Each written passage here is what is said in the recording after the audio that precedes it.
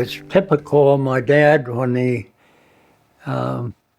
got into farming season to get rather tense, and his main worry was getting the job done.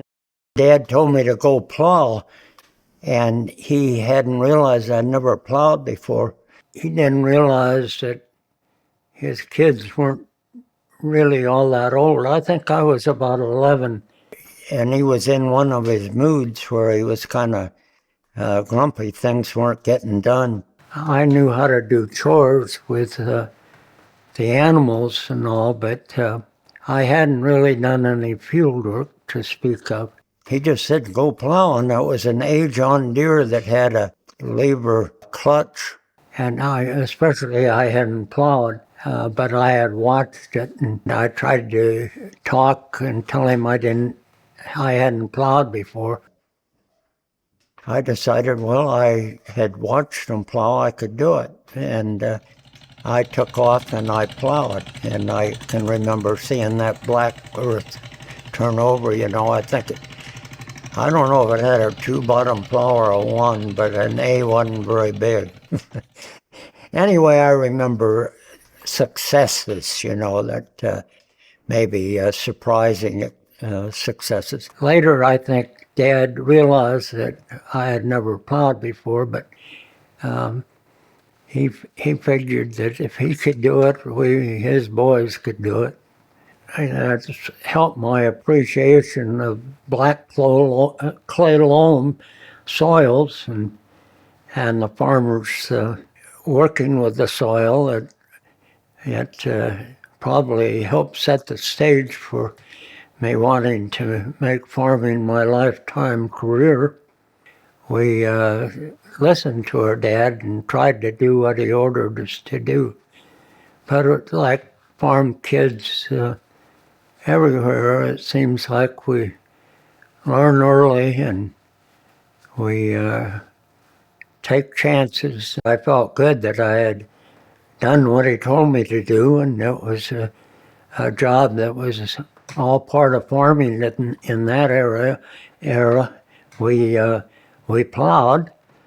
We got over plowing, but it was many years later. It was a small plow and a small tractor, but Dad was efficient. He wanted all his boys to be doing something, and that's what he thought of that morning, and I accomplished it. So that helps farm boys go on to the next job and feel like they can do it. I enjoyed driving the tractor, except under certain circumstances where I didn't have a cab, for instance, and we had it awful dusty. I liked the color of the soil. I liked the color of the crop that was in a certain stage, the feeling of accomplishment. Once in a while, Mom would do cultivating with the horses, but I don't know, in the stories that I was told, I don't know how long she did that, because she would feel sorry for the horses out there in hot weather and strong sun.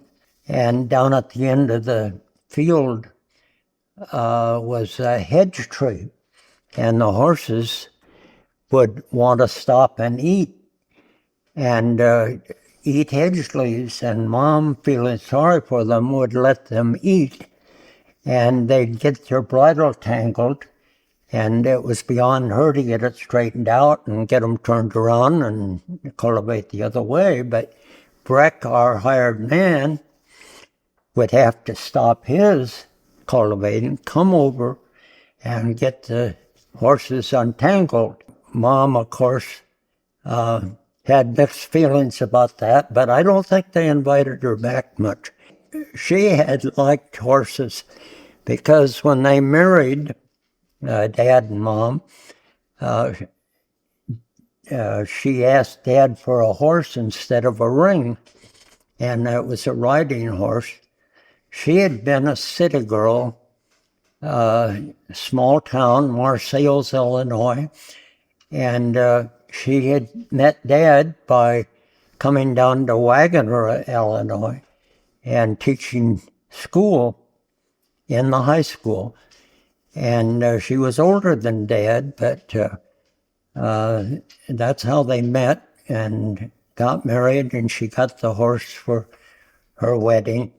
Even at 3 years old, when we moved to the Chatham farm, we had, that was in the 30s, 36, I think.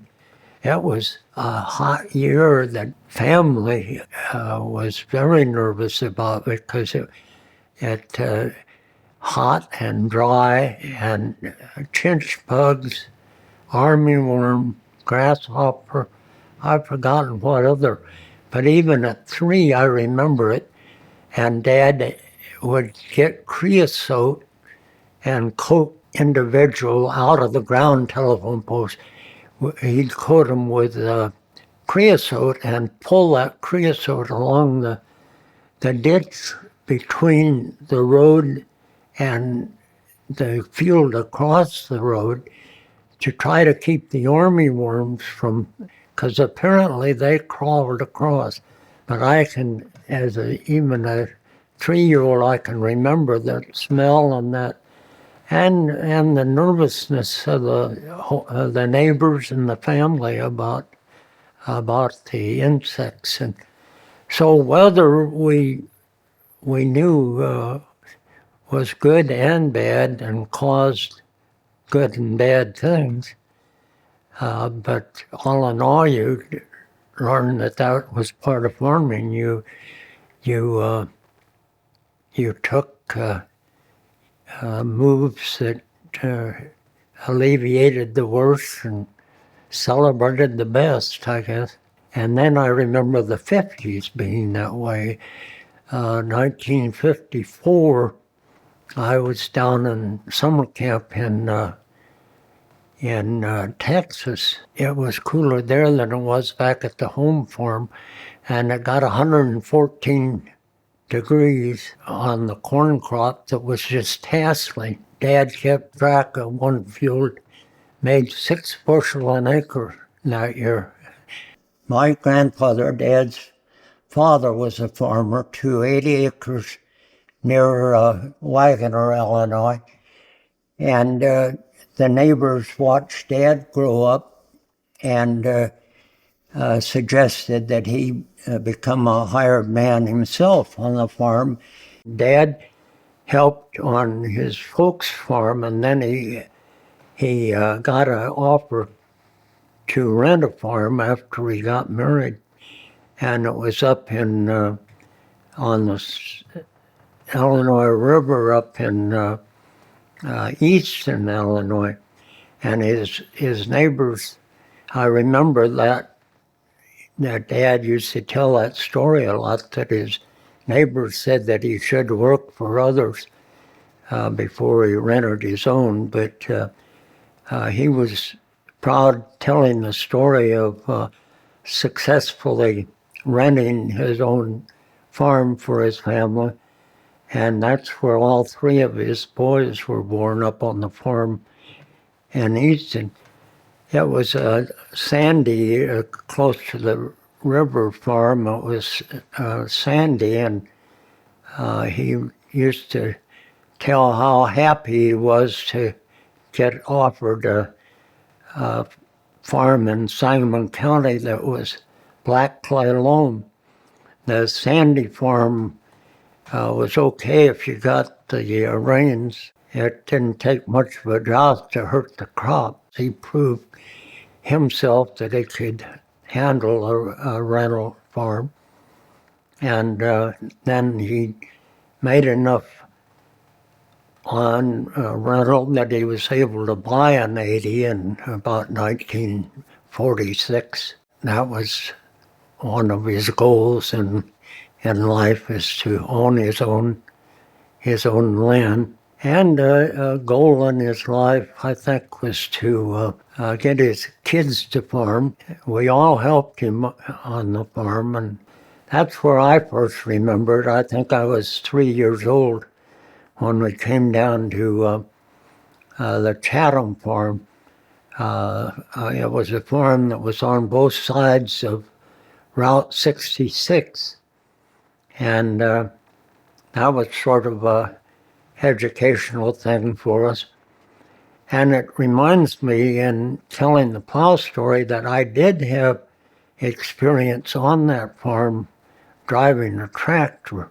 So I must have been younger than 11 when I did drive the tractor. And it was bringing in ear corn from one side of Route 66 to the crib that was on the west side was 66. And I think all three of us boys had that job, hauling away corn. And you know, in this day and age, and even then you worry about kids crossing highways. And we got along okay, but it was kind of risky, but all farm kids took risks in stride, I guess. We didn't have accidents, but there were accidents on Route 66 that we saw, and it was a place where our crop was subject to cigarettes thrown out of the car windows of the passengers on Route 66, and ripe wheat field getting on fire was something we dreaded. I think we had stubble fields get on fire. I'm not sure if we ever had a wheat field burn, but we had called the fire department sometimes.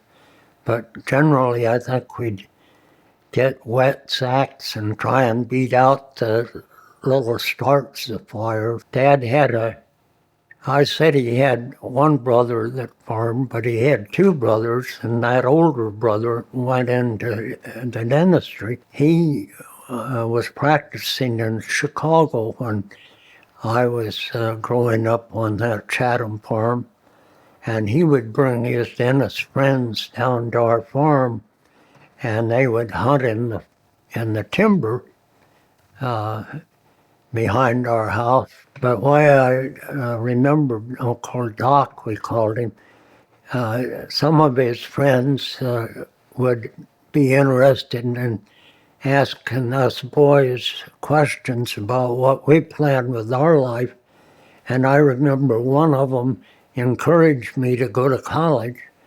And I'll always remember that because he was such a nice guy and so sincere about it that he had influence on me. So I went to college before I started farming, and that's where I joined the Air Force in the Reserve Officer program. High school days, grade school days, I was in the Verdon area and went to a little one-room schoolhouse called Pleasant Hill, which was in the Girard district. And we were in the Verdon district for high school, which I just celebrated my 70th reunion at the high school in Verdon, graduating in 1951. And there's, out of a class of 51, there's 11 of us left, and 7 of us were able to make that night performance. I had interesting teachers through my high school days, grade school days, and through my college days. And I appreciate the work they did. And Martha is a retired school teacher. My mother, of course, had been a retired school teacher. I feel indebted to them because they always made me curious and not afraid to question things. And now that I'm 88 and know it all, My question is sometimes a little obnoxious, but I feel I feel like that sometimes we get over panicked and we think the science is settled, but I think we should continue to question. And I love the button that I have seen people wear, and I've worn myself, question authority, but never your mother. And that's pretty good advice, I think. In 88 years, I don't think I've learned anything more. Better. Anyway, farming has changed. I think it's changed for the better, because my grandfather used to raise 50 bushel corn. My father, 100 bushel corn. Oh, they'd exceed that sometimes, but they thought that was pretty decent.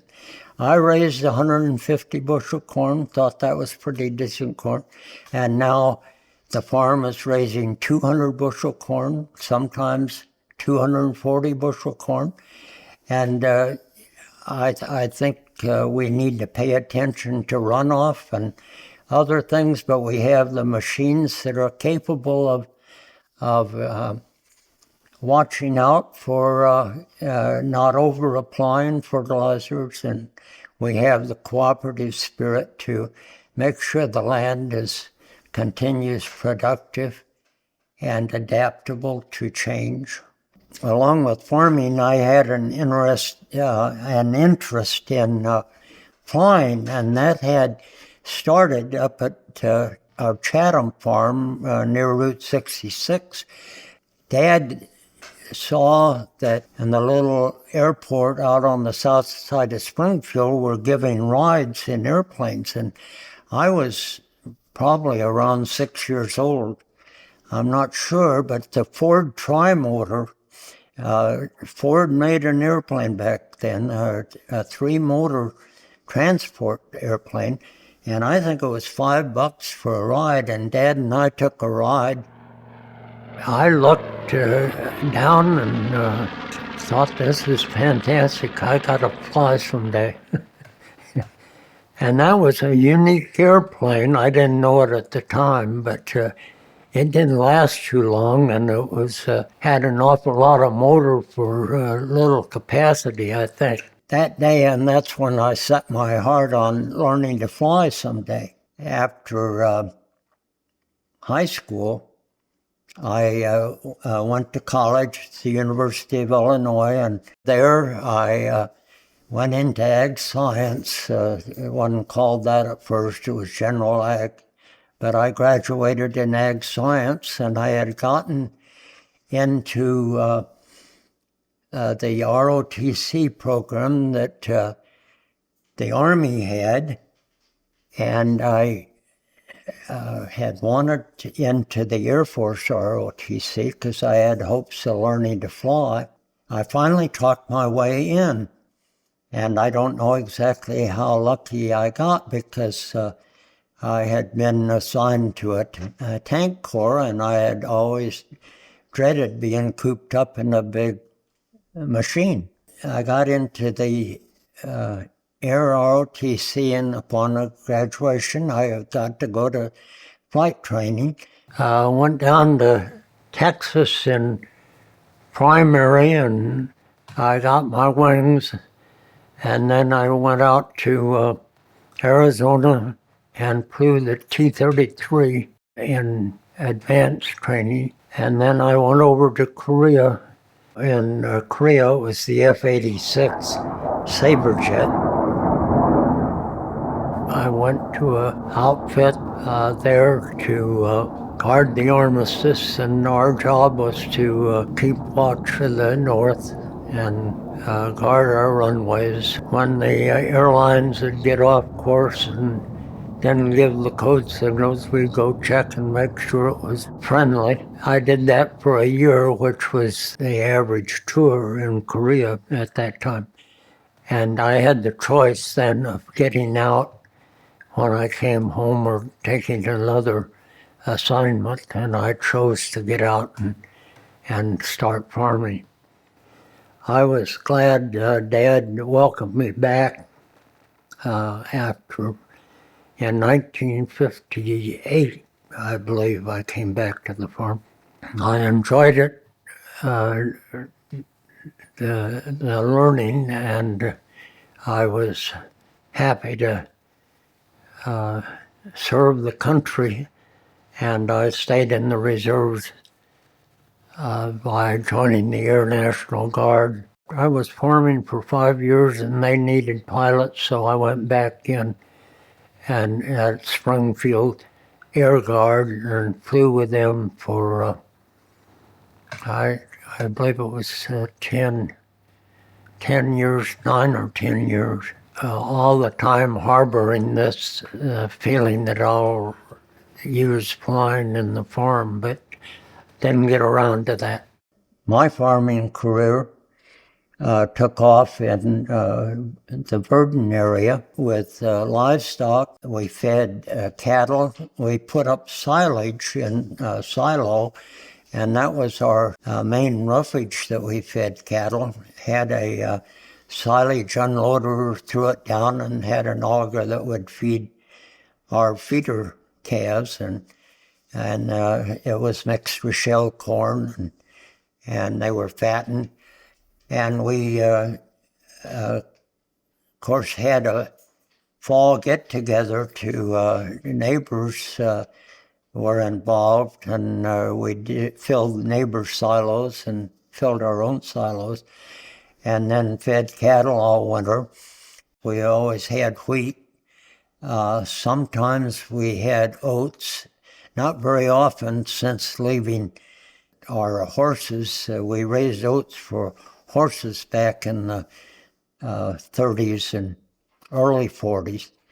But we had soybeans and corn. We also drove tractors across Route 66, which I remember that we were lucky probably we didn't get hit because we brought, most of the land was across on the east side of Route 66. I'm forgetting that back in the Sangamon County area, even at my younger age, that I tied wires on a baler in the summertime. And my oldest brother, he punched the wires through, and my brother Bob and I had turns at tying the bales together. So that was really our first farming experience, I suppose. We still had some horses, but they were riding horses, kind of inspired by Mom's old horse, Tony, that lived to an old age. But there was always a replacement riding horse that Mom didn't always ride, but we boys rode. Dad seldom rode. I think he realized horses were dangerous, and he stayed away from them. He had enough danger around other farm equipment that we didn't have calves on early, and not only were they dangerous in rollovers, they were dangerous from all kinds of accidents. Happily, I've seen farm equipment become safer, but we still have a lot of farm accidents in the country. And then I married in the 60s and was able to make a purchase of an 80 acres. Dad was getting ready to retire, and we purchased some land down in the river bottom, Illinois river bottom. That in turn was traded in on a farm here close to Verdon, and it was a bigger farm, but the owner was willing to sell a contract for deed, and that makes higher risk perhaps, but we lucked out, and we went through some rough periods, but essentially land increased in value. And we traded, and got Dad and my older brother to go in on 720 acres and we stretched ours further than they stretched theirs. They thought it was too big a risk. So, and they were pretty smart, but everything's worked out okay. So there I had 3 boys, and I was hoping they'd be interested in farming, but I also was aware that Dad let me make my own decisions and about what I wanted to do, and I wanted to carry that on. And my mother too wanted her family to have their own mind about where they wanted to work. Dad included me in on with my older brother on a third of a farm when I came back, and I felt, and my older brother felt too, that we'd kind of earned it because we'd worked a lot of years while we were going through grade and high school. But anyway, that got us started. But that land that we owned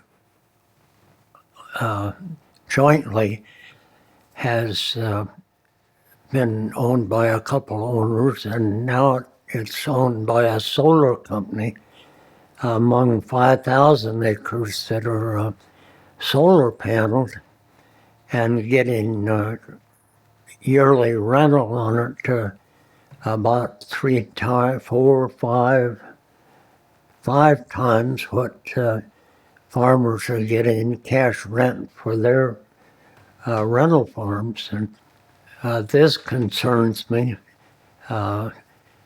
Young people aren't getting the whole story, in my opinion, that there's plenty of scientists that say we shouldn't be, we shouldn't think it a catastrophe that the climate is warming a little bit, and those people are kind of shut down because it's political. I guess I'm trying to think of the word for it, but it's started the movement, and they don't want that movement stopped, and they put money into these solar farms, or the politicians have politically, and we're worried about our taxes going up on the land that we want for food production, and it's a need. Science needs to be studied, and both sides need to be listened to, and certainly there's going to be censorship of scientists that disagree with the prevailing political scientists. But it's interesting that I've lived a life that has farmed, our families farmed in different soils, and now it's being farmed for energy from the sun in a different way. We have solar panels on our house, but we certainly disagree with it going on good black clay loam. John Deeres were our favorite. Once in a while, the neighbors would brag about their international harvester. And I had an uncle that went to work for International and went down into Brazil as a manager down in Brazil with the International Harvester Company. So we were sort of international on John Deere. I got a bargain on a Massey Ferguson, which not many people in the neighborhood had, but it was an articulated tractor, and it wasn't selling, and none of our neighbors had one. And now you see them everywhere. They're the big thing. But I was one of the first with one, and that, of course, made me I got laughed at for a while, but finally came around and I decided that had been a big victory. In the winter, we had quite a few things to do, and of course, when we had livestock, why that a lot of livestock work was put off till fall. I mean, that's when you delivered them. We used to deliver cattle ourselves down to East St. Louis. The market, the Producers Livestock Commission people, Dad knew pretty well, would come up to look at the cattle and tell us they're fat enough, send them. Probably you do all that with photographs and things now, or technology. They would visit us, and then we'd take a load down and what's called a bob truck. I've forgotten how many you could get, but when they were big cattle, I think about a dozen probably. And that was a pretty big load. And wintertime, a lot of time was selling. Which reminds me, as a kid, I rode with Dad on the old 66, where it was just brick roads down through Edwardsville. And the hill was so steep down in Edwardsville for the old pickup Dad had with a load of hogs that he'd have to turn around and back up the hill. And I had never heard of that before, but or since really. But I remember that as one of the big surprises in my life, that he had to back up. And I don't think he took many trips because of things like that until we got more modern trucks. I remember I was helping Dad, but we were, the threshing was the method of getting the wheat crop harvested. It was shocked, and then it was stacked in the field, and then it was picked up and taken in and run through a thresher when the custom thresher was available. I've seen that change to full-type small combines to self-propelled combines, and we welcomed, of course, the self-propelled, and then we got cabs, and so that was a wonderful improvement for our health and safety and for enjoyment. And then we got air conditioning and we got radios, and I'm not keeping up in my retirement too well, but I think it's amazing that they can keep track how the field is yielding, and it's registered in a program, so you know how to put fertilizer on. What else will take place, I'm out of the loop on, but I'm sure it'll keep improving. I should be ashamed of myself for remembering the time Dad got kicked twice, and that was Angus heifer that we were doing our morning chores and feeding in some stanchions, and we had our 4-H calves stanchioned in so we could curry them and tame them down.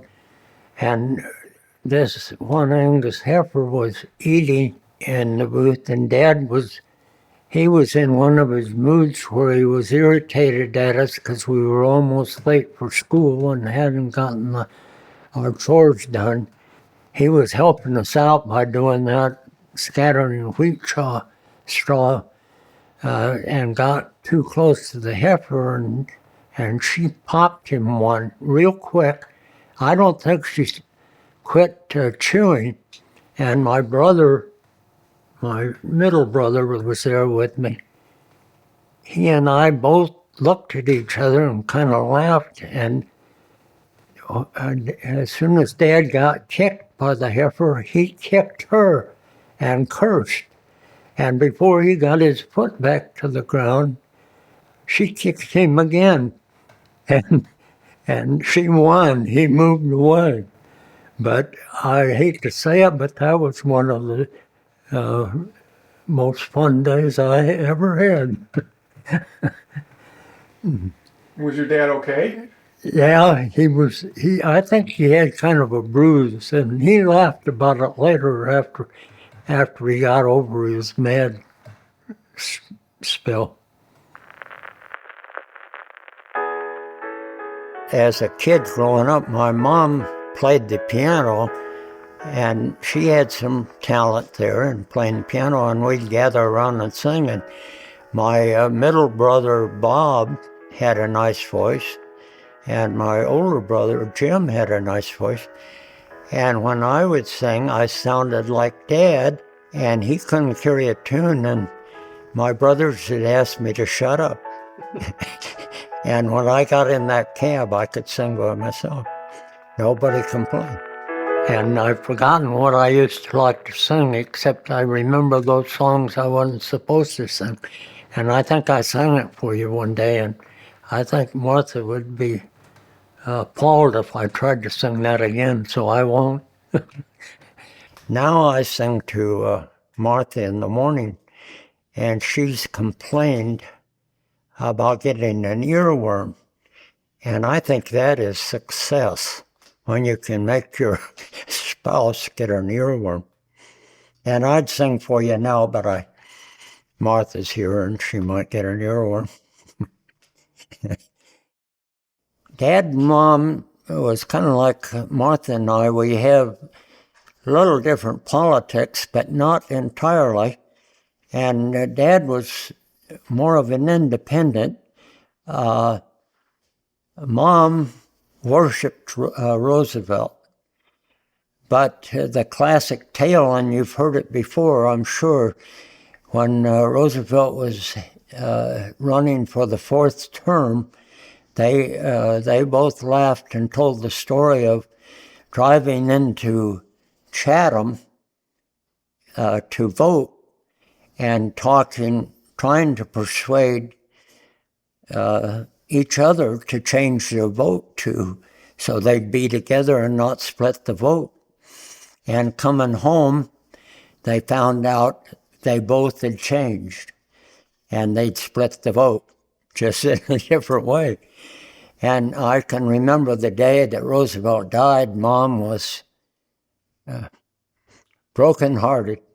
I remember we used to laugh at the WPA because they called it "We Piddle Around," but it was put people to work that didn't have work. And I know our outhouse on the Chatham farm was what they called an Eleanor, a name for Mrs. Roosevelt. But even the Chicago visitors thought it was a pretty nice one. Well, I think the hardest part of farming was the finances, studying and not worrying too much about meeting the mortgage and the taxes. A bad day was when you realize that things weren't perfect, and that some of the hogs had gotten through and had rooted out the garden that had been planted and tended to, and some of the bulbs, tulip bulbs, and a few things like that. And that you were puzzled on, after you got the hogs in, how to fix the fence. That was a bad day for sure.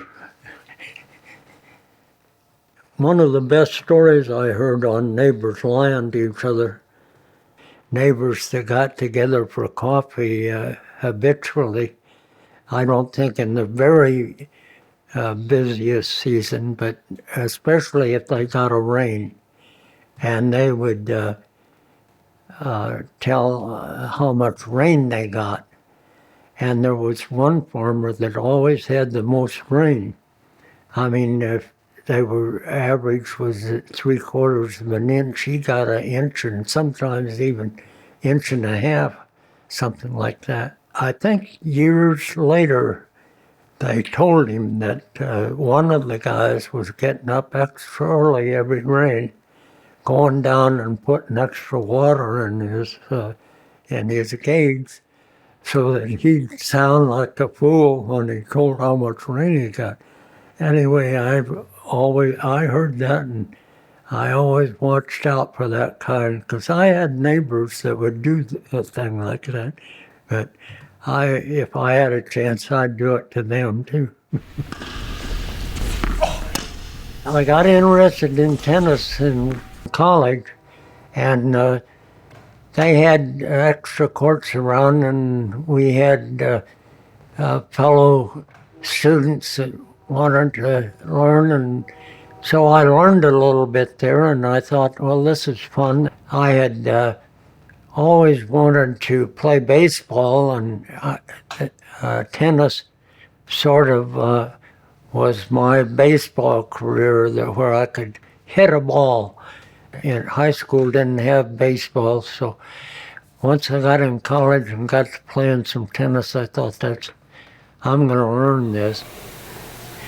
A farmer doesn't get much time to play tennis, but I thought in the summertime or other times I'd take up the game.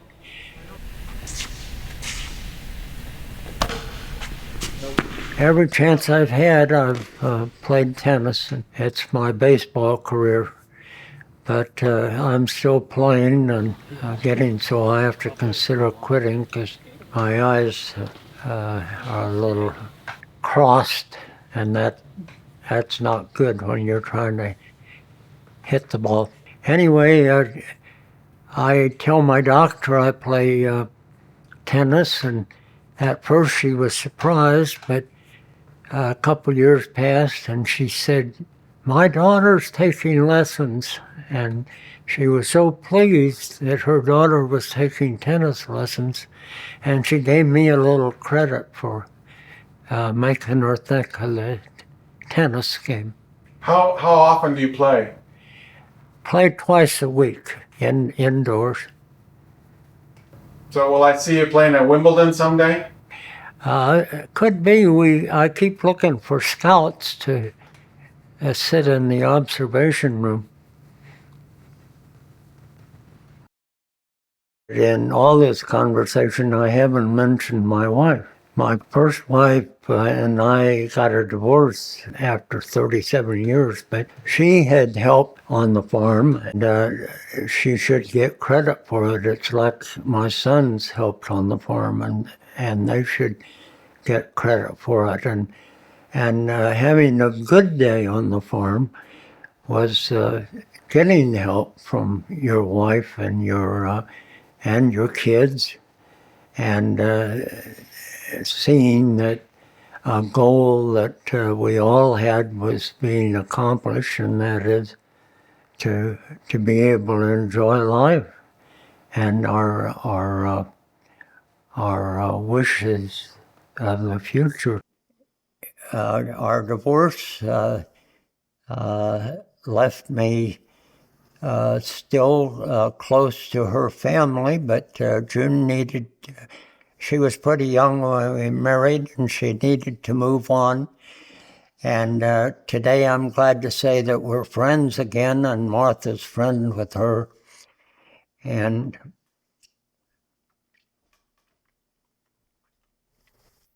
that's one of the happiest moments of my life, when they liked each other. Well, anyway, getting a little emotional, but memories do that to you. My first wife, she's told me since that I was a good husband, and I told her she was a good wife, and we did have our most of our life was good.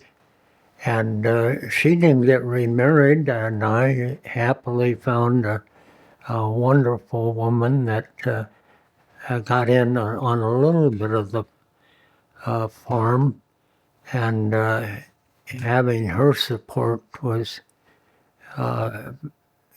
very important about me continuing to enjoy the farm. The hardest part was to avoid letting it affect you to the degree that you got hampered by it. It was better to stay happy all the time, but you knew that there were days you were going to have that kind of worries. All the jobs, some of them were hard, but you knew that in advance that you thought, if I'm clever and smart, I can make these jobs easier. And that means maybe that you didn't worry as much about having giant ragweeds sometimes. All families have the worry about accidents and dangers as well as their financial things. And a good day on the farm is when you get the livestock taken care of and the crop taken care of, and that and your family is happy.